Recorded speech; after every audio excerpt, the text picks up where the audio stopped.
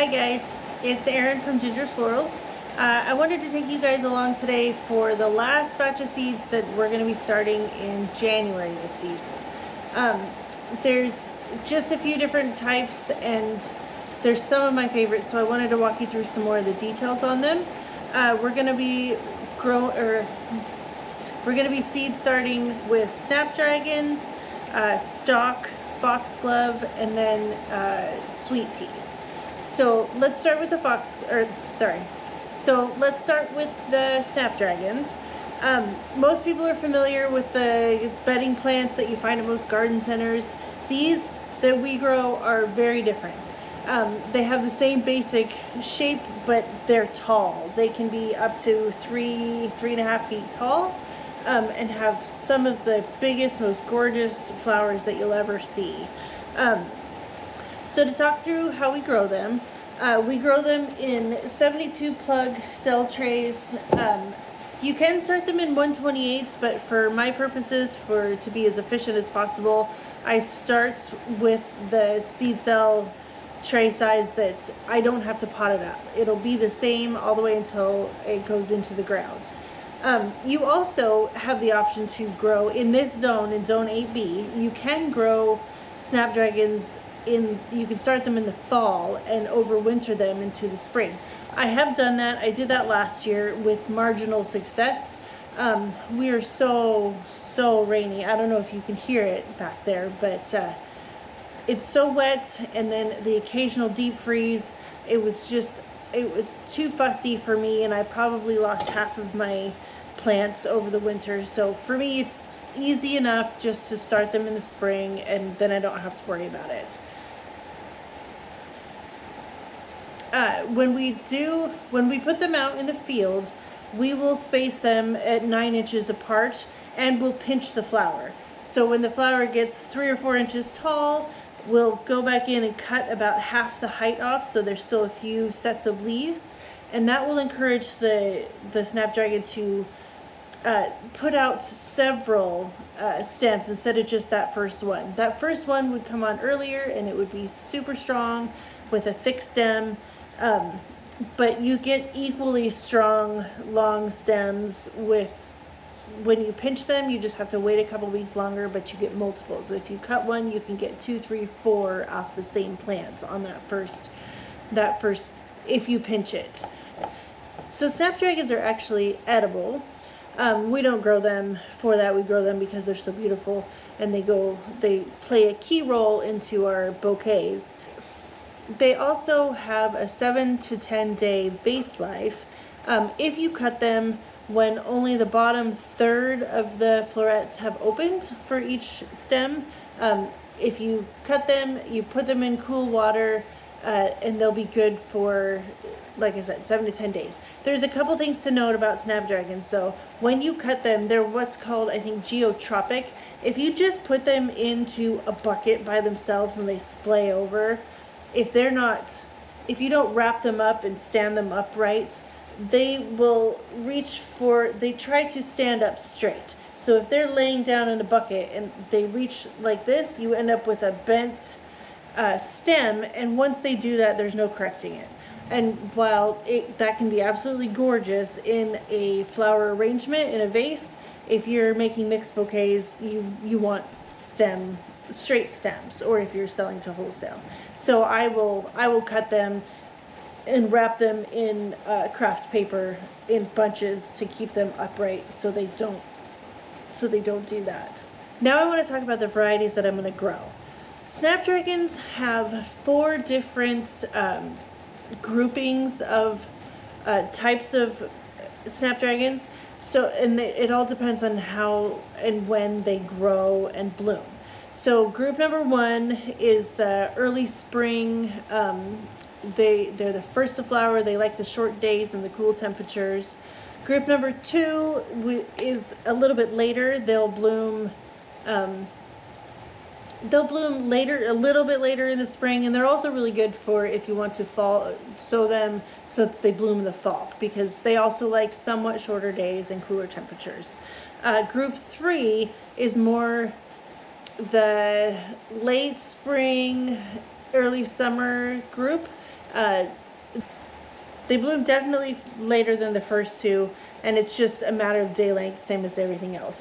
And then group four, excuse me, they're the latest ones. They'll bloom in the summer, and there's some that I have that are, they're called an all season. They don't really have a preference on day length and whatnot. They just specifically grow, they just will bloom based on the time they've been growing in the ground. It's a number of days versus day length or heat. So to go through them, the group one that I only have a couple. There we have the Chantilly's, and I'll try to pop pictures up for everything. The Chantilly light, this one's the cream yellow. It's a really soft, buttery yellow, and it'll go really fantastic with early spring bouquets. People tend to like pastel colors around Easter. And then the light rose, it's a softer pink that we have. And then there's group two, we have it's a Potomac early sunrise mix. It's kind of an orange and pink. It starts to get a little brighter than the first group that will be blooming. We have a Potomac lavender. Now this one is group three, and this is just it's a soft, really, it's not rich, it's really muted sort of lavendery color. And then the most that I have is from the last groups, the 3 and 4. And then the all season, like I said. We have it's an Orleans early lemon yellow. I have not actually grown this one, but it's a much brighter yellow based on the pictures, and I'll, like I said, put one here. It's a much brighter yellow than the one from early in the spring. I have Madame Butterfly bronze and bronze with white. These are more rich colors, and when you get into the summer, you want brighter colors and more richer tones. There's a Madame Butterfly ivory, which white goes with everything, so that's a staple in my fields. And then I have Madame Butterfly red. So this is a really deep, rich red color. I absolutely love it. It goes really well with all the bright colors that'll happen in the summertime. And I will do, with this and my stock actually, we'll do succession sowing. So I'll do one batch of them now, and then we'll do another round of them in about a month in February. And I likely will choose colors and groupings specific to the spring and summer going into fall, because people have different tastes at different times of year. So I will not necessarily plant my red right away. It'll be the whites and creams and soft yellows and soft pinks for the early season, and then as the later season goes on, I want those oranges and reds and brighter colors. So that's the snapdragons that we're gonna grow. Next, I want to talk about stock. I have just a few varieties of stock. So the way that we grow stock is, again, I'll use a 128 cell tray. Most places that you'll find directions on how to grow these, they prefer they don't mind being in the really small, the 128 day trays. They kind of don't mind being a little bit root bound, but because we're starting them early enough and we're gonna hold them in the greenhouse a little bit longer, I want to give them more room so they're healthy, strong plants when they go out. If you've never seen or been around a stock plant, they have some of the most amazing scent. It's kind of a clove spice scent, but man, you walk by a market vendor with flowers, or at the supermarket or wherever, if you walk by a bouquet that has stock in it, you are almost guaranteed to smell it. It's such a strong scent, and just one stem in a bouquet will fill the air with that gorgeous scent. So most people grow it for that. They're also edible, like the snapdragons, but again, I don't grow them for that reason. So the difference in how we grow stock and snapdragons, these are also another spike flower they serve a similar purpose to the snapdragons. But the difference in how we grow them is we don't pinch them. These are a one-hit wonder. They will put up one flower spike, you cut it off, and that's it for the plant.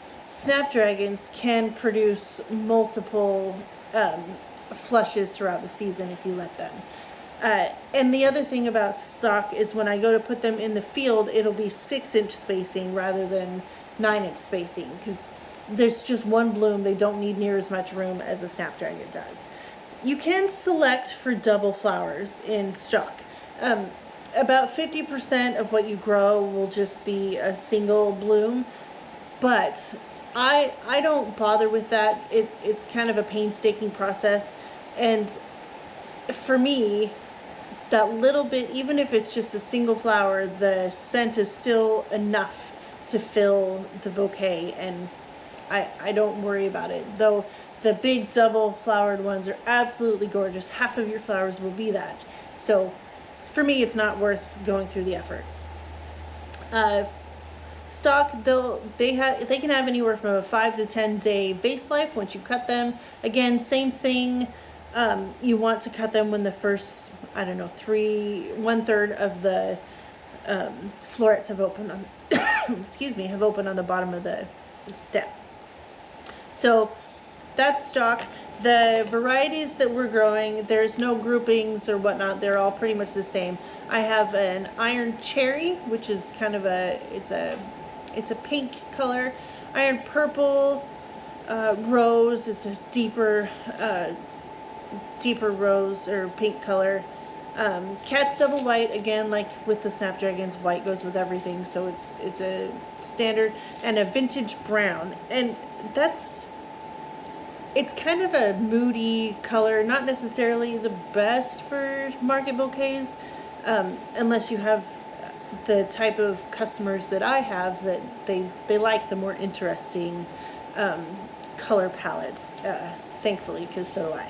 So it's kind of a brown mauve-y color, and I just love it. And so I always grow at least some of those for my more discerning customers. There's a couple more that I'm going to grow that I don't have on hand yet. They're in the mail. Is a Cat's double white, which is not double white. It's the lavender blue. I have a Cat's lavender blue and a light pink. There's the lavender blue. In flowers in general, when they say blue, it's purple. It's lavendery purple. And this one is no different, but it's a really soft, pretty color, and it'll go nicely in the spring bouquets. Lots of pinks and purples and softer colors. And then the pink, I'm going hard in on the Barbie and girl power, and I love the color pink, and I was missing that in my group, so I ordered some more pink. Okay, and that's the stock. Again, like the snapdragons, I'm going to do another succession of sowing seeds in about a month.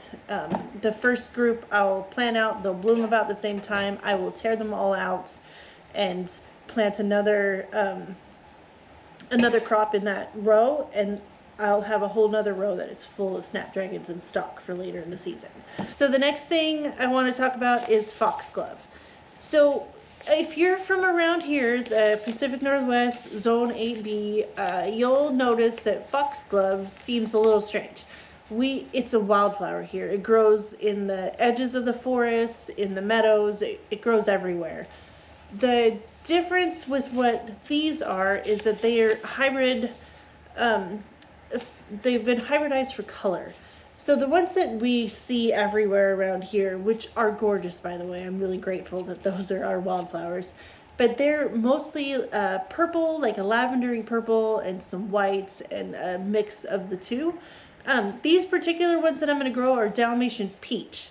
This peach color, it's truly peach, and I don't know about you, but That's one of my favorite go-tos in a garden or in the fields, or just for bouquets. It's just a really soft, warm, pinky peach color.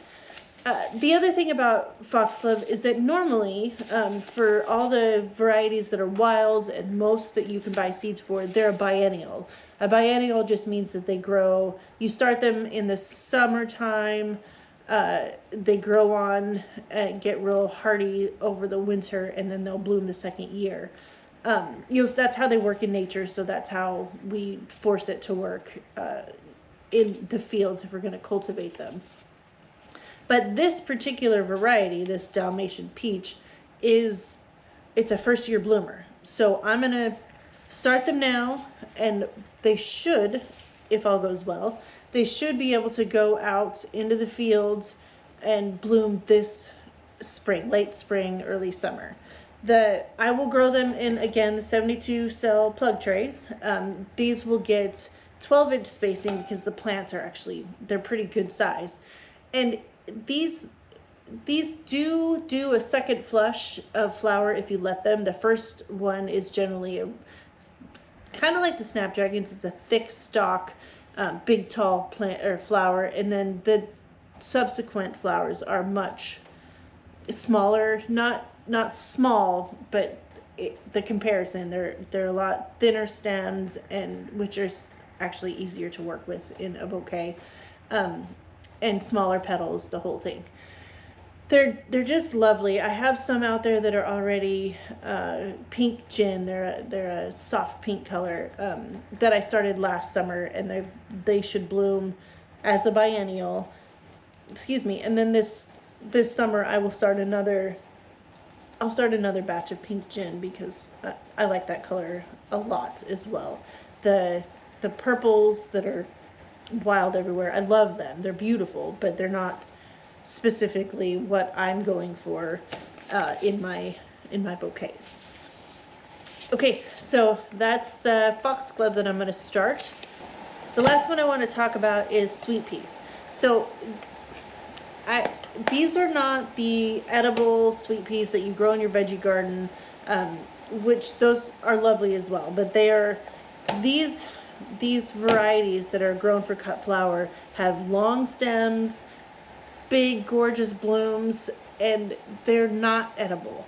They're ornamental specific only. They're somewhat toxic. I should say that also about the foxglove. I meant to say that be careful where you put those.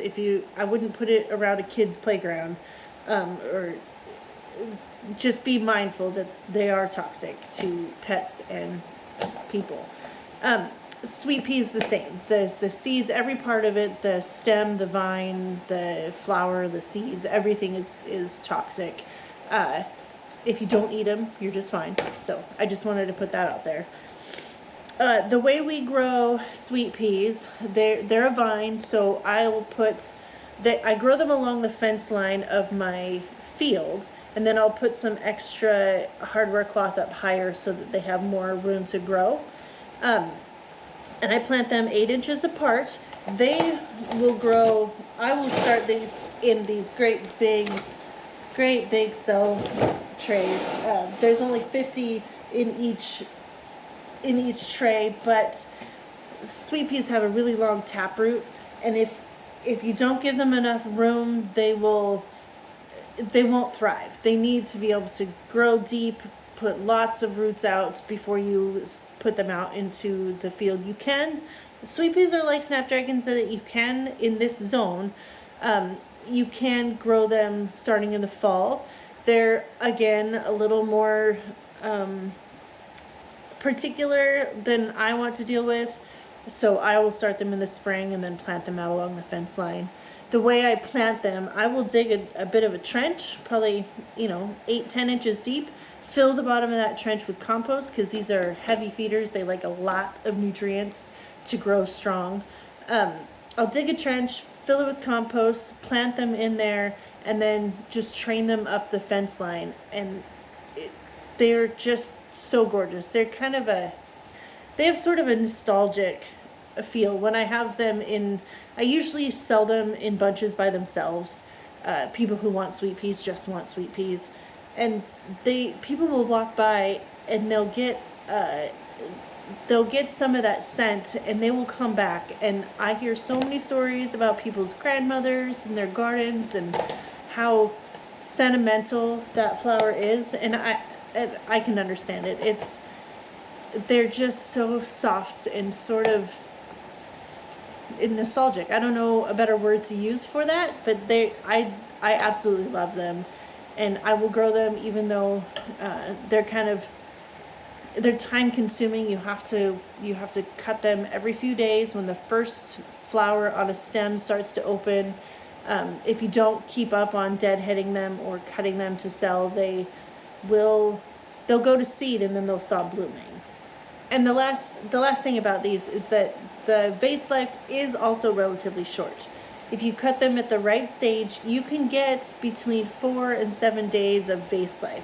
They need to be cut in the cool part of the day. They don't like the heat at all. Keep them cool, keep them in water, and you can get up to a week out of them, though you're more likely to be on the 4 or 5 day side of things. But they're still worth it because they're just, that scent is that sweet, sweet scent. If you haven't smelled it lately, find somebody who grows them, or go to a Bath and Body Works. I'm sure they have something that's scented like sweet peas because they're just that good. So the varieties that we are growing this year, I wanted to talk through. We have Molly Rillstone. I've saved all my seeds from these.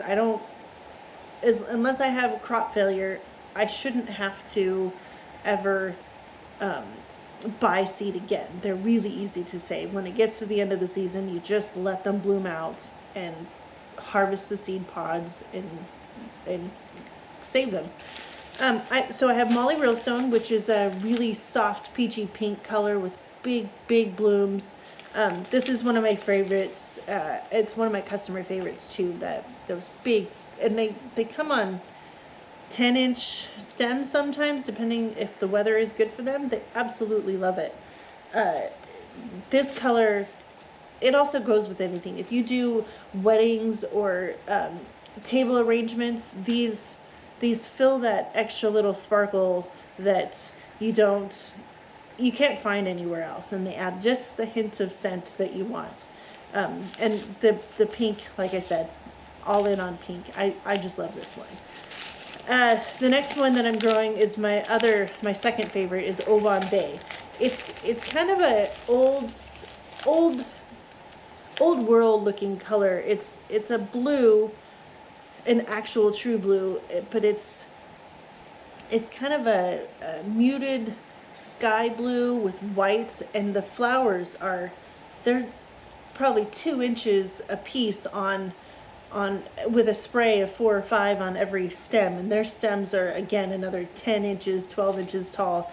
And it's shocking when you're used to just the edible seeds or edible sweet peas to see those kind of stem lengths and those great big flowers, and then the scent that comes off of that Oban Bay is pretty intoxicating. I adore it. Another one that we're growing is White Frills, because same as everything else, white goes with everything, and some people just want that soft white, easy to grow, easy to go with anything flower. And then the last one it's right up there with the other two. I don't have a lot of varieties because I personally don't think I need a whole lot.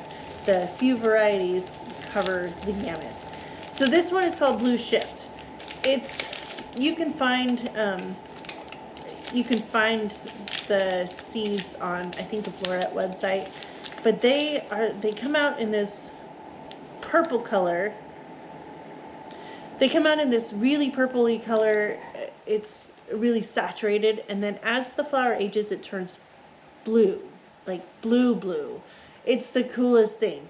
I have a hard time cutting these because I want to just let them bloom out on the stem or on the vine because they're just gorgeous. I particularly love the end of the season for this one because I can just let it bloom out and watch it fade and change colors. I'll show you some pictures that from last year when I grew it. It's the coolest flower. I'm super excited about it. Now, sweet peas, they seem fussy, but they're really not. They're really tough, easy to grow.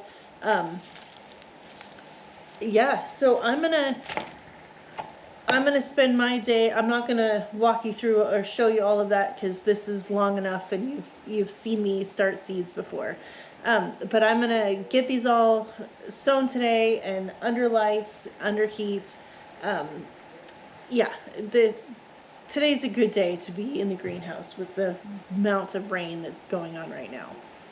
Okay, well, that is it for January seed starting.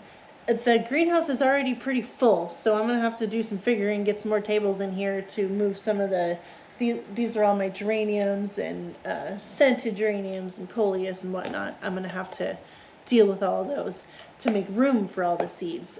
But that's it for January. I will have videos coming up with a whole laundry list of everything we're gonna start in February. February and March are the biggest seed starting months. You'll see lots and lots of different trays full of seeds. I'll have 100 trays full of seeds, seedlings in here, and I'll bring you through and take tours and see how it goes. I'm super excited for this year. I think that it has the potential to be our best year yet.